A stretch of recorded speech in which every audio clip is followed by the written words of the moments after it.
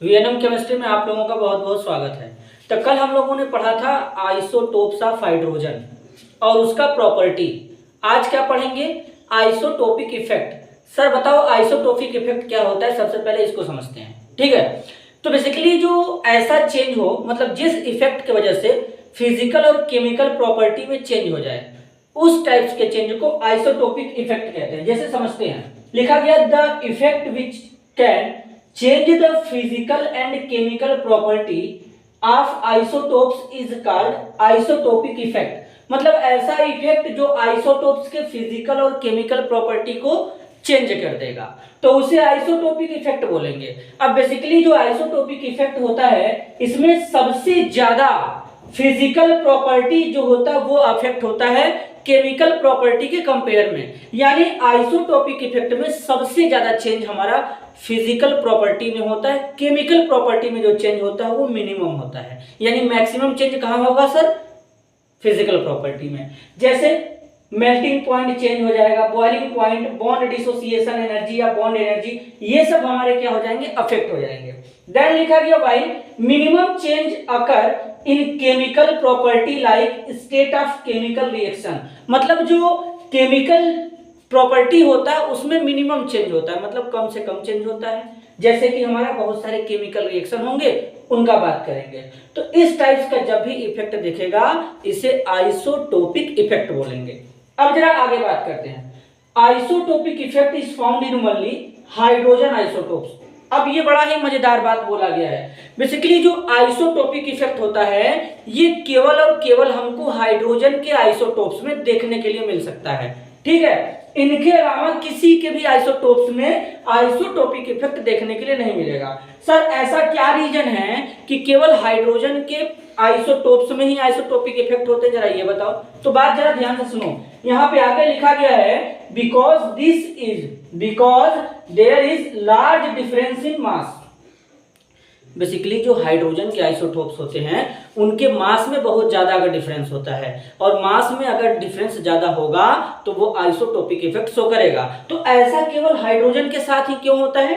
क्योंकि हाइड्रोजन के 3 आइसोटोप्स होते हैं, प्रोटियम, ड्यूटेरियम और ट्राइटियम। इन तीनों के मास में बहुत ज्यादा का डिफरेंस होता है। अगर प्रोटियम और ड्यूटेरियम की बात करें तो इनके मास में 2 टाइम्स का डिफरेंस होता है, और अगर प्रोटियम और ट्राइटियम की बात करें तो इनके मास में 3 टाइम का डिफरेंस होता है, जैसा कि आप देख सकते हैं 1 2 3 यहाँ पे गिवन है, ठीक है। अब आगे चलते हैं।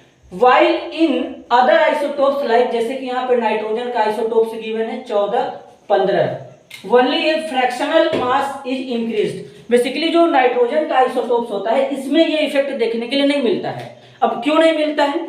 क्योंकि इसके मास में केवल फ्रैक्शनल मतलब कुछ ही का, जैसे पॉइंट में जो होते हैं ना डिफरेंस, उतने का ही क्या होता है? इंक्रीजमेंट होता है। और यही हालत हमारा कार्बन के आइसोटोप के साथ भी होता है। तो इसलिए यहां पर क्या होगा? इसके आइसोटोप्स में भी क्या होगा?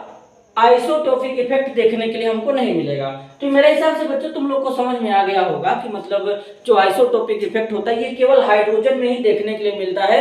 कार्बन, नाइट्रोजन या क्लोरीन, इनके आइसोटोप्स में देखने के लिए नहीं मिलेगा, क्योंकि इनके मास में फ्रैक्शनल का इंक्रीजमेंट होता है, जबकि हाइड्रोजन के मास में ज्यादा का डिफरेंस होता है जो इसके आइसोटोप्स होते हैं।